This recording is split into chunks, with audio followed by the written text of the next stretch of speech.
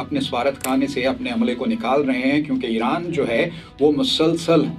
इस इमारत को निशाना बना रहा है और सऊदी अरब को भी निशाना बना रहा है। मेरे लिए ये बात समझना बहुत मुश्किल है कि इतनी बड़ी ताकत होने के बावजूद सऊदी अरब ईरान पर जवाबी हमला क्यों नहीं करता, जबकि अमेरिका इस जंग पर अरबों डॉलर खर्च कर रहा है और ईरानियन बुराई को खित्ते से बाहर निकलने से रोकने के लिए अपनी भरपूर कोशिशें कर रहा है। इसके फौजी मर भी रहे हैं, लेकिन सऊदी अरब सिर्फ स्टेटमेंट्स दे रहा है, बयानात दे रहा है, अमली तौर पर इस जंग में शामिल नहीं हो रहा। और इसके जवाब में सऊदी अरब अभी तक हिचकिचाहट का शिकार है और लिंडसे ग्राहम के इस बयान पर, जो